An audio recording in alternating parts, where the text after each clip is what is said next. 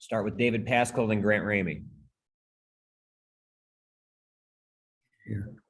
You're muted, David. Sorry about that. Hey, Rick, I know this is a sport where you want to build toward March and you want to kind of treat every game the same, but is there something special whenever the trip to Lexington pops up on the schedule? Well, I think it is. I mean, you go back and you have great respect for basketball programs that have been good through every decade, really starting back in the 40s, I guess. And that's why those, the recognition that those programs have been successful every decade for going on 70, 80 years, there's a reason they're special because they're good, year in and year out. And expectations that those programs are always extremely high. And obviously being here at Tennessee now 7 years, prior to coming here, I wasn't really knew that much about the Tennessee-Kentucky rivalry. I didn't because I grew up on the other side of the mountain and everything was based on what was going on over there. But certainly, I think that people get excited. That's what I think every coach is trying when they build their program. They want people come into their building to be excited the same way. But obviously, you guys know I have great respect for John and what he's done. And I've said before, he is the perfect coach built for the University of Kentucky program and what he's done and the way he's been able to sustain it. And, very few down really times when you think about it, especially with the way this league has gotten so much better. I mean, this league everybody wants to throw numbers out about, what league's better based on statistics and all that. But I can't imagine there's a league in the country this year that has what we have. And certainly I'm not sure there's a league in the country that has as many pro prospects as this league has. Ricky, you guys have had a lot of success at Rupp. What do you think it is about going there, or what's in common there that has led to your teams winning there? I don't know, Grant, if I can answer that other than the fact that, we've had some guys that have played well there, but those same guys that went up there a year ago came back here and they came in here and beat us soundly in every way you could be beaten. So I don't know. I wish I could, whatever it is that when we're playing our best basketball, I hope we play our best game tomorrow, but I hope it's not nearly as good as the game we play after that. And, we're building. I think John has done a terrific job with his team. They started out with some new pieces they had to put into the puzzle, and he's got them playing real nice together right now. And there's not enough you can say about Ashidwe with what he's doing. I mean, the last guy that I heard that got 20 rebounds as many times that he has was Marvin Barnes way back in the early 70s, where I think he averaged that. But what he's doing there is phenomenal. And but again, Greg, I can't put a why. I just hope we can do it again. That's all I can say. Go next to Mike Wilson, Rob Lewis, and then Jerry Tipton. Yeah, Rick, you just mentioned Oscar Tshiebwe. How do you go about scouting and preparing for a player that rebounds at that rate? I think that you're transparent with your team. You show what he does. He does it. Rebounding. We talk about it all the time. We try to get our guys to go at it like that. Is there a talent to it? Absolutely. Is there the biggest thing I think is a tremendous want to do that, and because it's hard. I mean, when you're getting that many rebounds, because I've got enough respect for the coaching profession that when other teams have played against him, they've made a conscious effort to say we've got to work hard at keeping him off the offensive boards. We've got to, he's a guy that I remember when I was at Providence.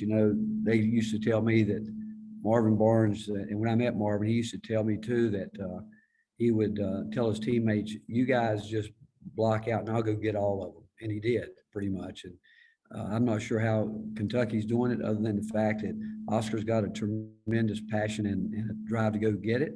And you admire it because you want that from people. I think he understands the importance of it anyway. I like to think what he's doing, he's got to. And I'd like to get some of our guys with that mindset to do it night in and night out like he's done it.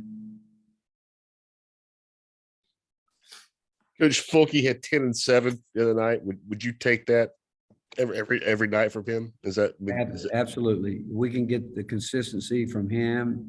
and our older players. I think that we get that from our older guys where we pretty much know what they're going to give us every single night. And then when we get into our rotation, we'd like to see some separation with guys so we can really get into a rotation. That would be good. But we've got confidence in our guys that we put out there, and we like to see consistency there from them as well. But we really need our older players that have been through this. Some of these guys, as I mentioned before, they're in new roles. Some of them have never gone through this, but the older guys have, and our younger guys are going to look to them in so many different areas. And so we need them to be consistent.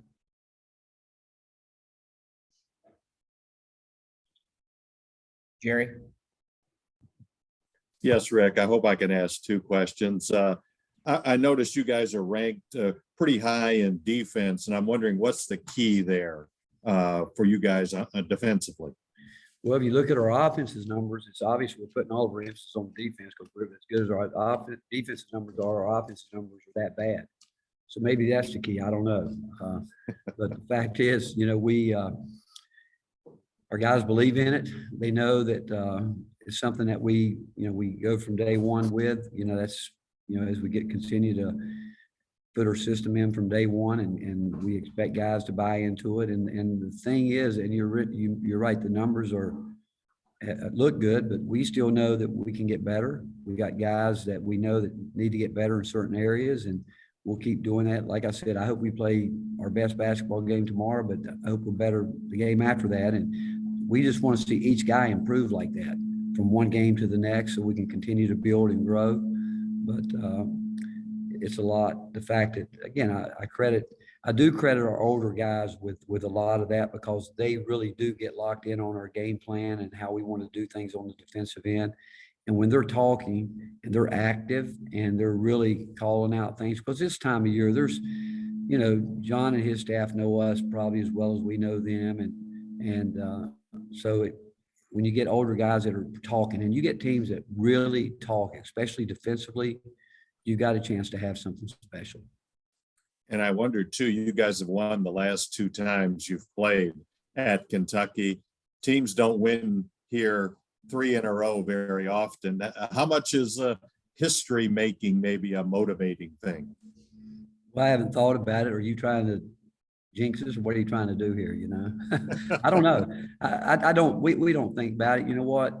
Right now, where we are, we really are locked into trying to figure out who we are, what we need to do, and I've been up there over 7 years where we didn't play well, and again, I haven't thought about that. I'm just, honestly, I went home last night when I'm breaking down our tape and seeing some good things.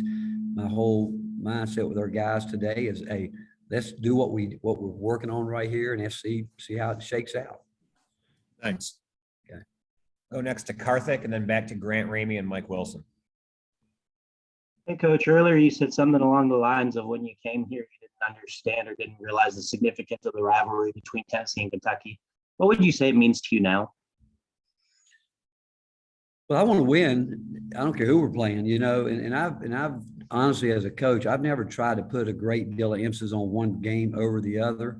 If you look at where we are in our league, arguably the 3 most important games that we play are Kentucky, Vanderbilt, and South Carolina, because those are our 3 common opponents. So there's 6 games of our SEC. So we've never tried to make one game over the other that much more important.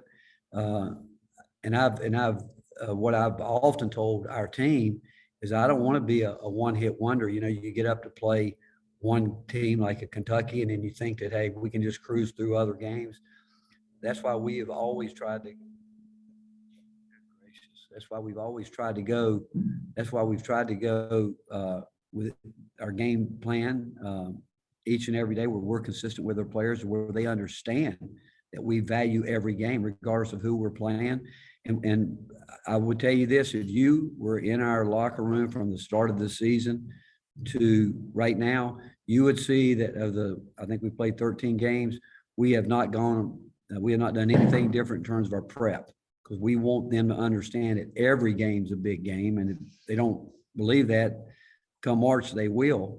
But again, we talked about what makes games like this. I mean, obviously it's big for the fans. There's no question about that. I mean, it's, like a border war. They're 2.5 hours north of us, and Tennessee through the years, I think have I mean, you think about it, they've been playing, I don't know how long they've been playing, I guess forever it seems like, but a lot of it has to do with the success that Kentucky has had. And I've said many times before that this program here is working towards being in that kind of situation where every year in and out, you just want to be where, if you're talked about every year as being one of those kind of programs, eventually you want to keep going to where there's a standard that's been set, and you're always trying to reach that standard.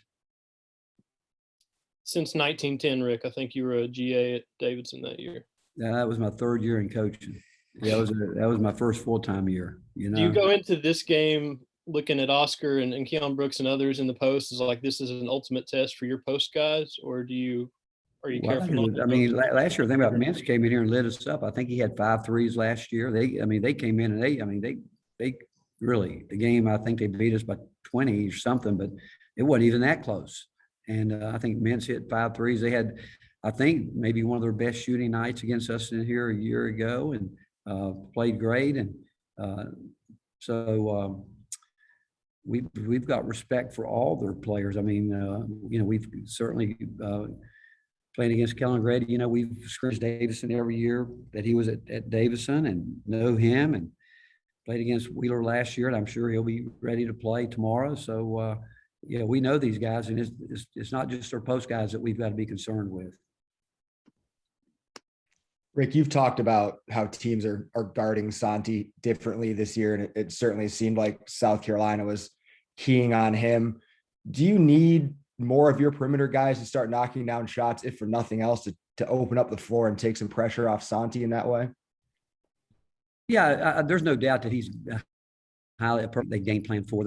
There's no doubt. I mean, but with the way they're guarding him, it's also opening up a pretty good gap there if we can take advantage of it. If they're going to hug up to him, and opens the floor up a little bit more. And Santi's fine with being a screener and moving without the ball. And but he's gotten himself, and I've mentioned it so many times, his conditioning, but he impacts a game whether he's scoring or not. The way he rebounds like he's a 6'5", 6'6" player, and he defends. He's going to do it. He's one of, like I said, the older guys that knows what's going on during the game. He probably has, when there's no probably to it, he has the best feel of any player that we have. Like, he'll come over during the game and say, hey, we need to do this, coach, or we need to do that. We need to set this situation up because of the way they're guarding me. So Santi's very, very smart, very unselfish, and he's learning too. I mean, he's he's never been guarded the way he's being guarded this year, so he's learning to work through that as well. Last one for Coach goes to Rob Lewis. Coach, you talk about Santi being guarded that way. How about Kennedy and what teams are doing to him? 4 games in the conference play. I mean, it seems like they're really trying to kind of be physical with him. And how do you think he's handling it? Well, I would agree with that, but I also think Kennedy will continue to get better. I mean, he's seeing a different defense pretty much every night, where he's starting to understand.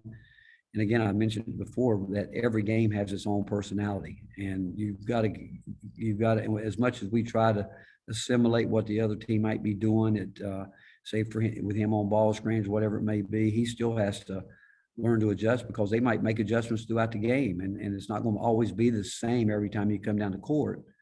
But he's learning that, and if he'll continue to, embrace that and realize he's still, young, learning a lot, he'll be fine. Thank you, Coach. All right, thank you guys. We'll have John Fulkerson here in just a moment.